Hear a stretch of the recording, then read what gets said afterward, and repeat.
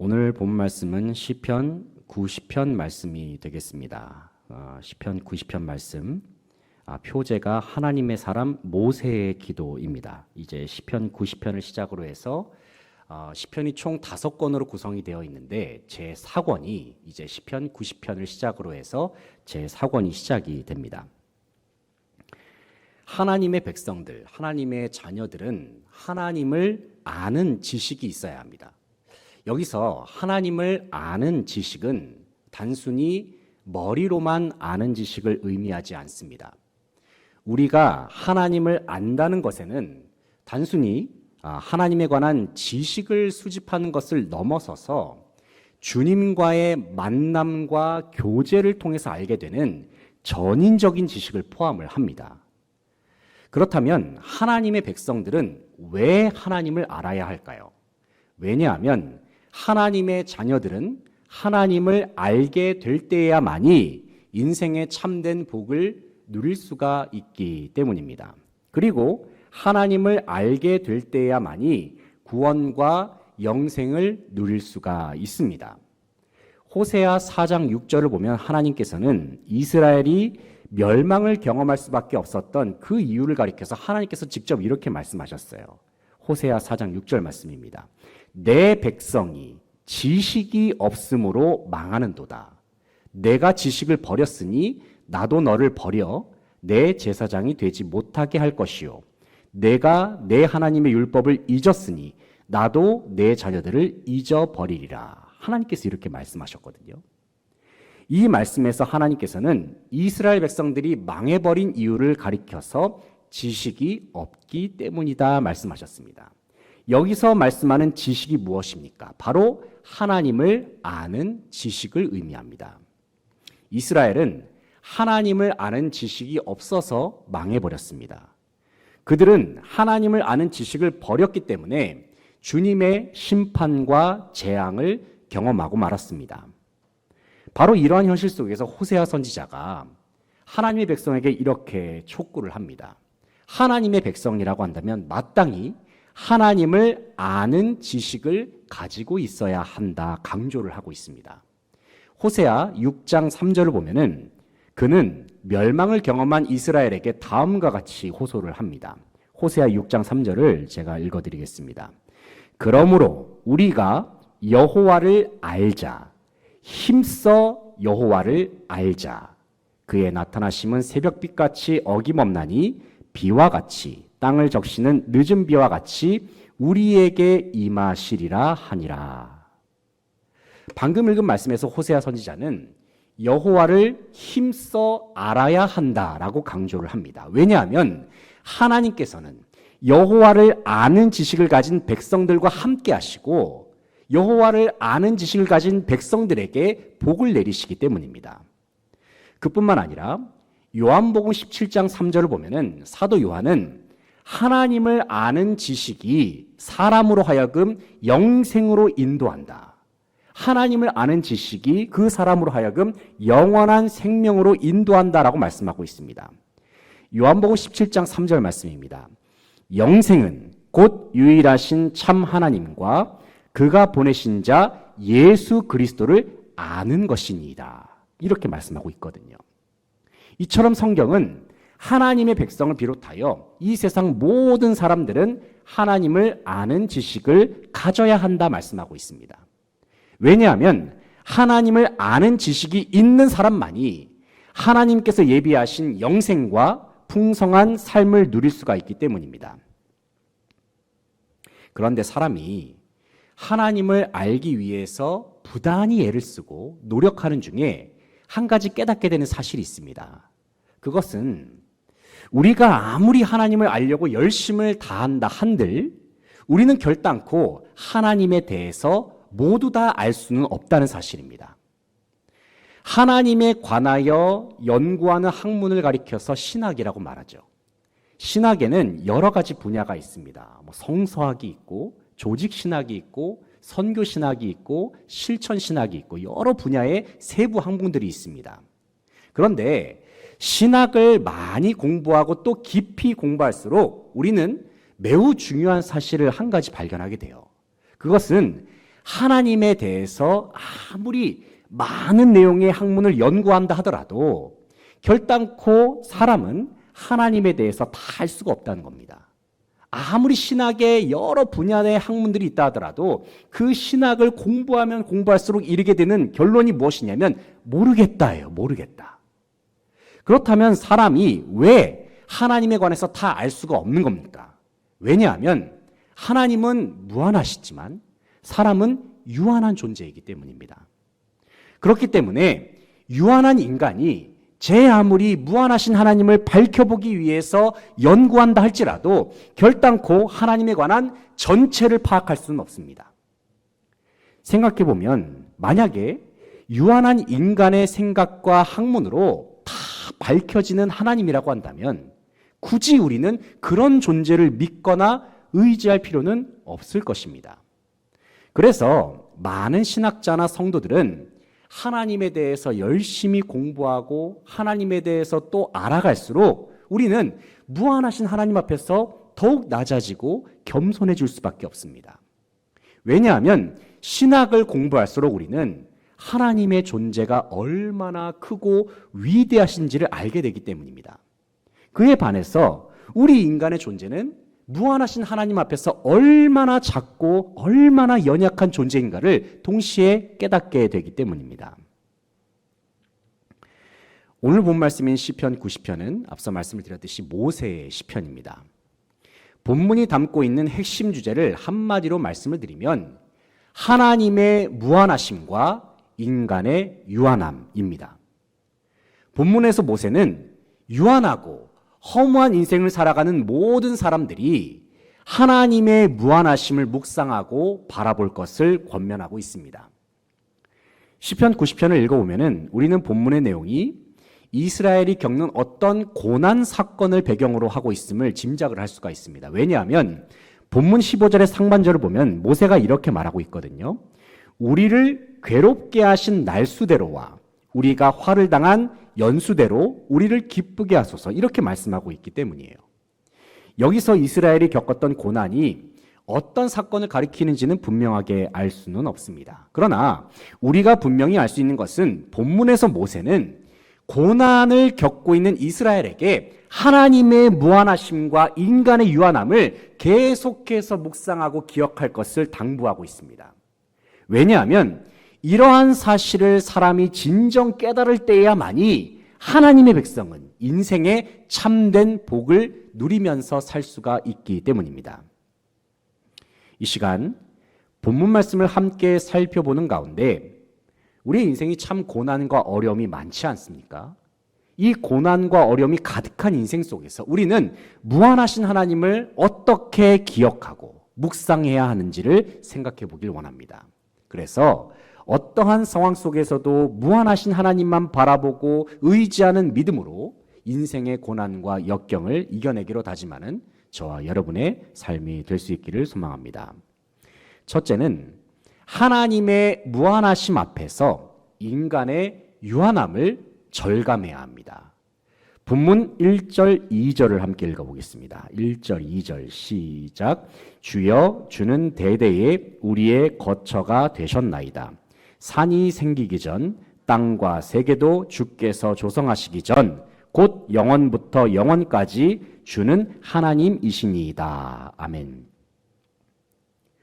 본문 1절에서 모세는 하나님이 인생의 참된 안식처가 되심을 고백하고 있습니다. 그리고 이어지는 2절에서는 하나님이 영원하신 분이시고 또 하나님은 전능하신 능력으로 온 세상을 창조하시고 주관하시는 분이십니다. 이렇게 고백하고 있어요.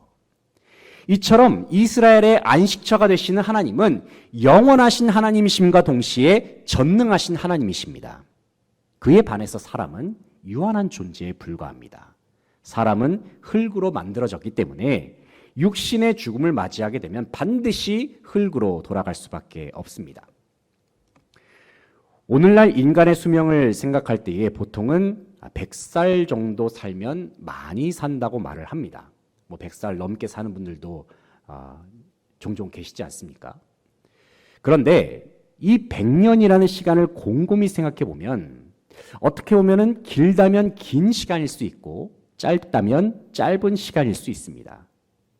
이 세상에 존재하는 많은 사람들은 그들에게 주어진 100년이라는 시간을 위해서 참 부단히도 노력하면서 지냅니다.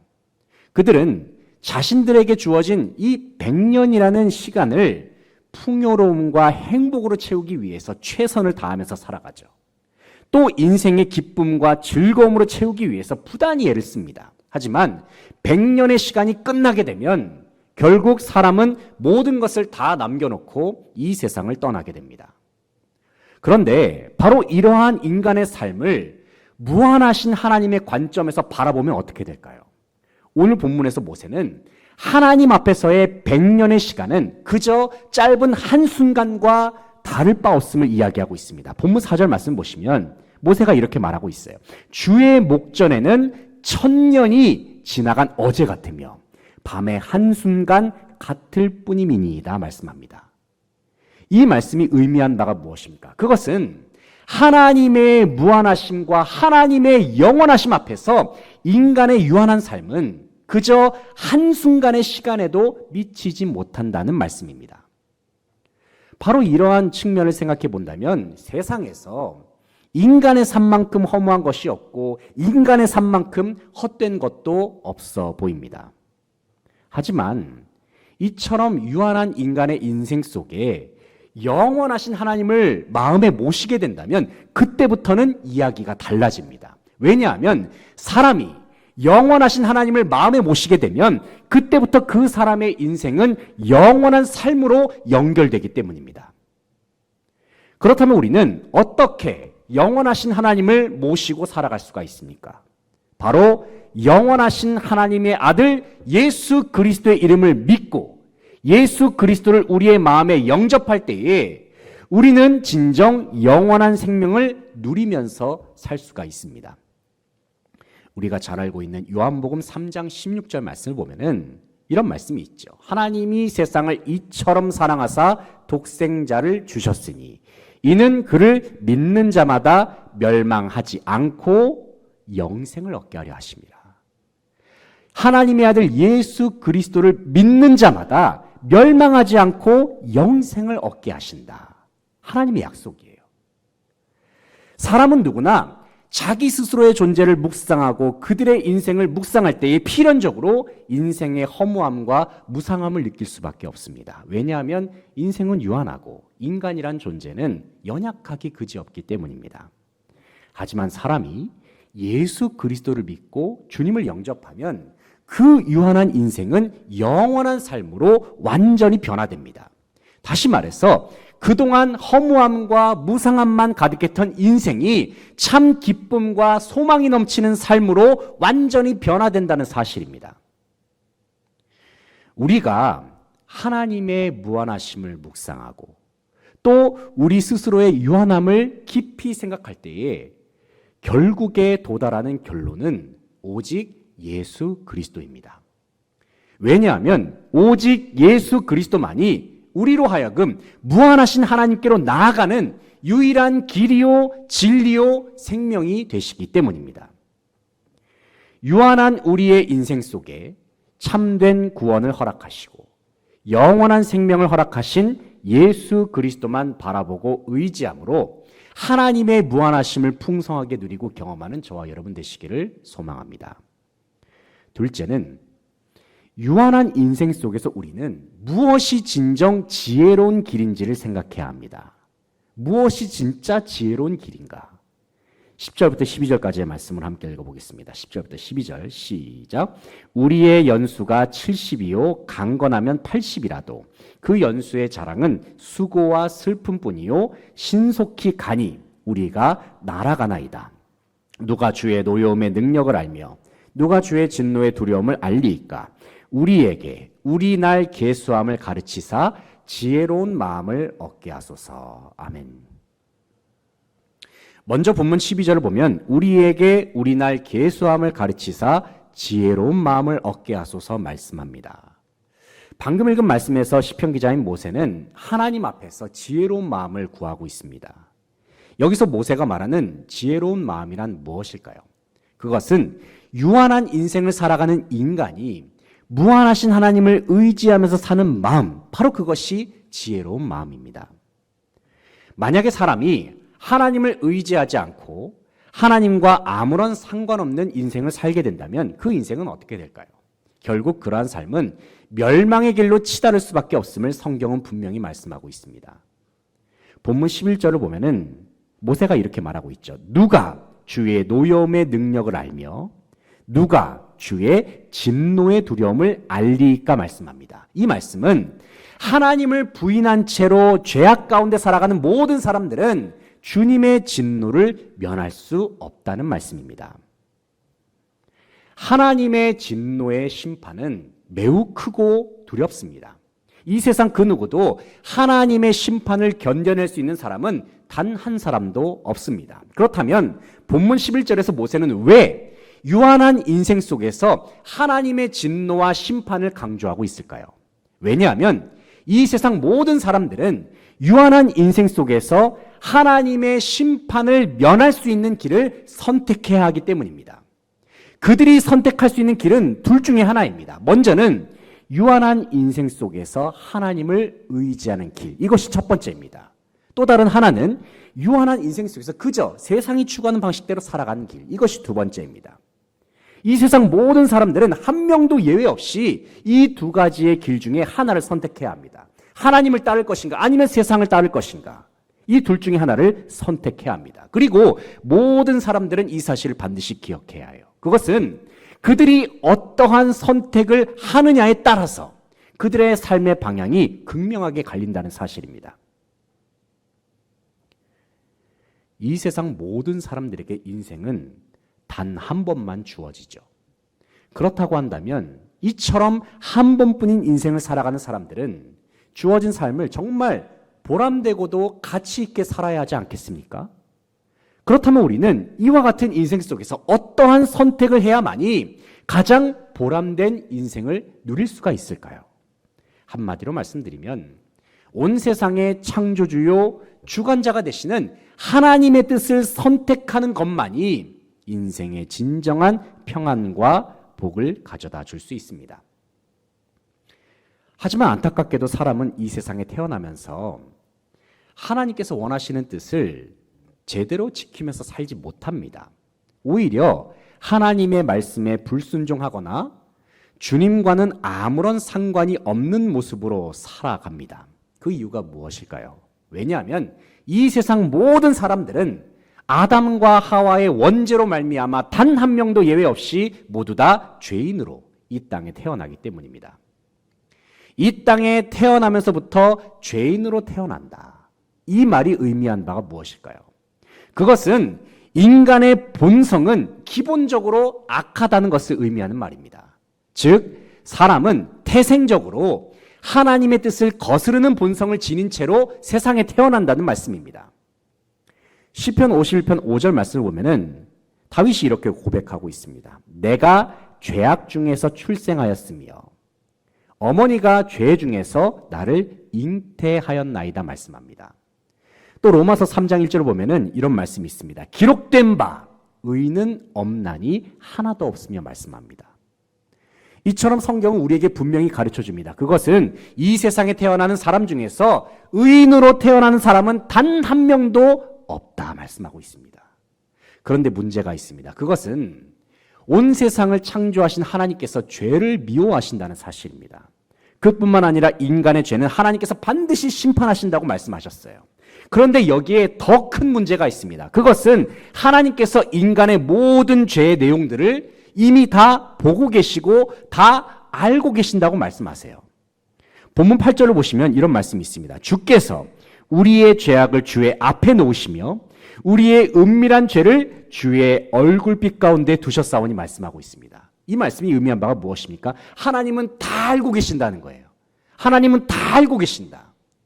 죄를 미워하시는 하나님께서 인간의 죄를 심판하시는데 심지어 그 죄의 내용들을 다 알고 계세요. 다 들여다보고 계세요.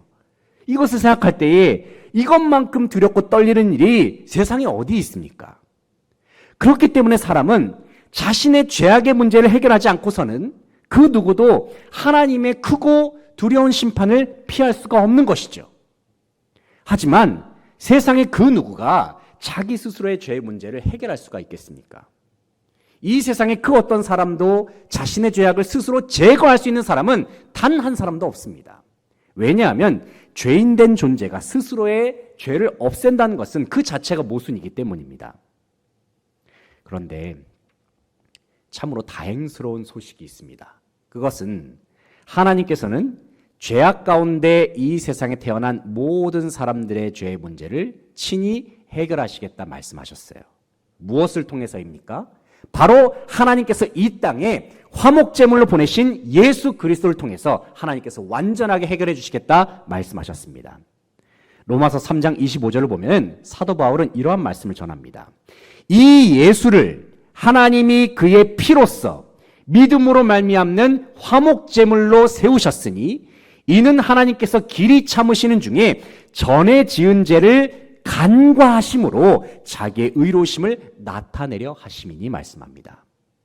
모든 것을 다 아시는 하나님께서 예수 그리스도를 화목제물로 세우심으로 말미암아 예수를 믿는 모든 사람들의 죄악을 간과하시겠다. 모른 척 하시겠다. 아니 그냥 모른 채로 그렇게 사시겠다. 이렇게 말씀하시는 거예요.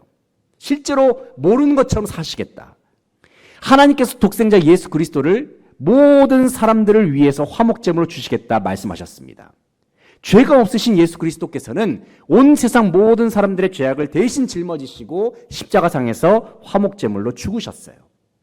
여기서 예수님께서 십자가에서 돌아가신 사건은 매우 중요합니다. 왜냐하면 주님께서 단번에 돌아가신 십자가 사건은 사람으로 하여금 단번에 하나님의 자녀가 되게 하신 사건이기 때문입니다. 베드로전서 3장 18절 말씀 보면은 이런 말씀이 있습니다. 그리스도께서 단번에 죄를 위하여 죽으사 의인으로서 불의한 자를 대신하셨으니 이는 우리를 하나님 앞으로 인도하려 하심이라. 육체로는 죽임을 당하시고 영으로는 살리심을 받으셨으니 말씀합니다. 또 히브리서 10장 10절을 보면은 이런 말씀이 있어요. 이 뜻을 따라 예수 그리스도의 몸을 단번에 들이심으로 말미암아 우리가 거룩함을 입었느니라 말씀합니다. 이제 하나님께서는 온 세상 가운데 십자가에 죽으시고 부활하신 예수 그리스도를 복음으로 허락하셨습니다. 그 복음의 내용이 무엇입니까? 누구든지 나의 죄를 대신하여 십자가에 죽으시고 부활하신 예수 그리스도를 믿기만 하면 구원을 받는다는 말씀입니다. 어떤 사람들은 이렇게 말할 수 있습니다. 저기 구원이란 것이 어떻게 그렇게 단순할 수 있습니까? 적어도 구원을 받으려면 착한 일도 열심히 하고 구원을 얻기 위해서 최선을 다하고 그렇게 노력하면서 살아야 하는 것 아닙니까? 이렇게 반문할 수도 있어요. 하지만 하나님께서는 분명히 말씀하십니다. 하나님께서 정하신 유일한 구원의 방법은 오직 예수 그리스도라는 사실입니다. 그리고 예수 그리스도를 믿는 것이야말로 이 세상 그 어떤 선택보다도 가장 지혜로운 선택이 된다고 우리에게 말씀하고 계세요. 고린도전서 1장 22절부터 24절까지의 말씀을 보면은 사도 바울은 하나님의 지혜가 되시는 예수 그리스도를 이렇게 표현을 하고 있습니다. 고린도전서 1장 22절부터 24절까지의 말씀을 제가 읽어드리겠습니다. 유대인은 표적을 구하고 헬라인은 지혜를 찾으나 우리는 십자가에 못 박힌 그리스도를 전하니 유대인에게는 거리끼는 것이요 이방인에게는 미련한 것이로되 오직 부르심을 받은 자들에게는 유대인이나 헬라인이나 그리스도는 하나님의 능력이요 하나님의 지혜니라. 무한하신 하나님께서 유한한 인생 가운데 허락하신 유일한 구원의 길은 십자가에 못 박히신 예수 그리스도를 믿는 것입니다. 바로 이것이 하나님께서 정하신 구원의 길이요 하나님의 능력과 지혜 그 자체가 되심을 우리에게 말씀하여 주십니다. 유한한 인생 속에서 우리는 정말로 지혜로운 선택을 해야 합니다. 그 지혜로운 선택을 가리켜서 하나님께서는 예수 그리스도라 말씀하고 계세요.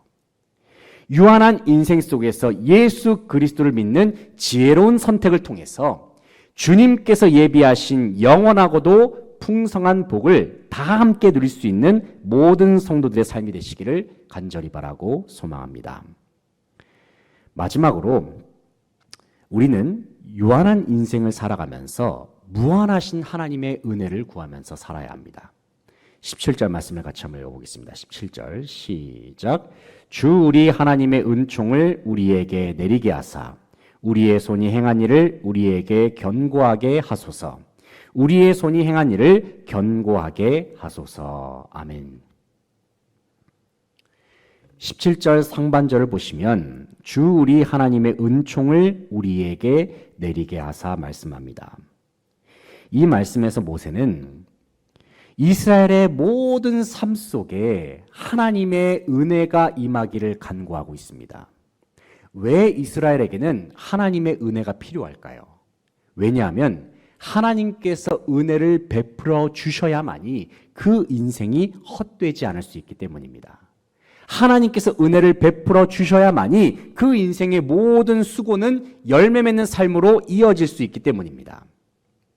특별히 사람이 자신에게 주어진 인생 속에서 무한하신 하나님을 의지하기로 선택했다면 그때부터 그의 삶 속에는 하나님의 은혜가 임합니다. 그 은혜는 어떠한 은혜일까요? 먼저 하나님께서는 그 사람을 죄악으로부터 구원하심으로 은혜를 주십니다.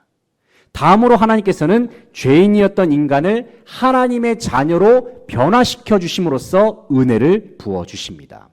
그리고 하나님께서는 유한한 인생 속에 영원한 생명을 허락하심으로 말미암아 한없는 은혜를 그 사람의 인생 속에 선물로 허락하여 주십니다. 그렇기 때문에 사람은 이 세상을 살아가면서 더 이상 금방 사라지고 썩어질 것들에 너무 집착해서는 안 됩니다. 오늘날에도 많은 세상 사람들은 유한하고도 일시적인 가치들을 취하기 위해서 여러 가지 노력을 기울이면서 살죠. 잘 살기 위해서 돈을 모읍니다. 유명해지기 위해서 명예도 취하려고 합니다. 그리고 힘을 가지기 위해서 권력도 누리려고 하죠. 하지만 이러한 돈, 명예, 권력은 결단코 사람에게 진정한 행복을 가져다 줄 수는 없습니다. 왜냐하면 이 모든 것들은 때가 되면 다 소멸되기 때문입니다. 그렇다면 무엇이 우리의 인생 속에 진정한 행복과 기쁨을 가져다 줄 수 있습니까? 오늘 본문에서 모세는 인생의 진정한 행복과 즐거움은 오직 하나님께서만 주실 수 있음을 우리에게 말씀하고 있습니다. 이 시간 14절부터 17절까지의 말씀을 함께 읽어보겠습니다. 14절부터 17절 시작. 아침에 주의 인자하심이 우리를 만족하게 하사 우리를 일생 동안 즐겁고 기쁘게 하소서. 우리를 괴롭게 하신 날수대로와 우리가 화를 당한 연수대로 우리를 기쁘게 하소서. 주께서 행하신 일을 주의 종들에게 나타내시며 주의 영광을 그들의 자손에게 나타내소서. 주 우리 하나님의 은총을 우리에게 내리게 하사 우리의 손이 행한 일을 우리에게 견고하게 하소서. 우리의 손이 행한 일을 견고하게 하소서. 아멘. 방금 읽은 말씀에서 모세는 하나님의 인자하심을 간구하고 있습니다. 여기서 하나님의 인자하심이란 자기 백성에게 베푸신 하나님의 은혜, 하나님의 사랑, 그리고 하나님의 긍휼과 자비로 말미암는 하나님의 풍성한 복을 의미합니다. 모든 좋은 의미들이 다 들어있는 단어가 바로 하나님의 인자하심이에요. 모세는 강조합니다. 그것은 하나님의 인자하심이 거하는 백성은 반드시 진정한 행복과 진정한 기쁨을 누릴 수가 있다고 말씀하고 있습니다. 물론 이 세상을 살다 보면 때로는 여러 가지 시험과 고난을 겪을 수도 있습니다. 하지만 그러한 인생 속에 하나님의 은혜가 있고 하나님의 인자하심이 거하고 있다면 그 사람은 모든 시험을 이길 수 있고 모든 어려움을 능히 극복할 수 있습니다. 왜냐하면 하나님의 은혜의 손길, 주님의 사랑의 손길이 언제나 자기 백성을 감싸고 있고 자기 백성을 보호하고 있기 때문입니다. 그러므로 사랑하는 성도 여러분, 주어진 인생을 살아가는 가운데 오직 하나님의 은혜만 구하면서 살아갈 수 있는 모든 성도들 되시기를 소망합니다. 주님께서 은혜를 베풀어 주실 때에 진정 우리의 삶은 풍성한 복과 충만한 기쁨을 누릴 수 있습니다. 우리의 유한한 삶 속에서 무한하신 하나님의 은혜를 날마다 공급받음으로 말미암아 위로부터 주어지는 풍성한 복을 다 함께 누릴 수 있는 모든 성도들 되시기를 소망합니다. 이제 말씀을 정리하겠습니다. 사랑하는 성도 여러분, 우리는 어떤 자들인가? 우리는 어떤 사람들인가? 말씀을 통해서 깨닫게 되는 것은 무엇이냐면 우리는 무한하신 하나님의 은혜로 말미암아 살아가는 하나님의 백성들입니다. 우리는 하나님의 은혜 없이는 단 한순간도 살 수 없을 만큼 너무나도 부족하고 연약한 존재들입니다. 그래서 우리는 인생의 고난과 시험 앞에서 수도 없이 넘어지기도 하고 좌절할 수밖에 없는 어떻게 보면 참 보잘것없는 존재들입니다. 그렇기 때문에 우리는 모든 상황 속에서 무한하신 하나님만 의지해야 하고 주님의 은혜만을 구해야 합니다.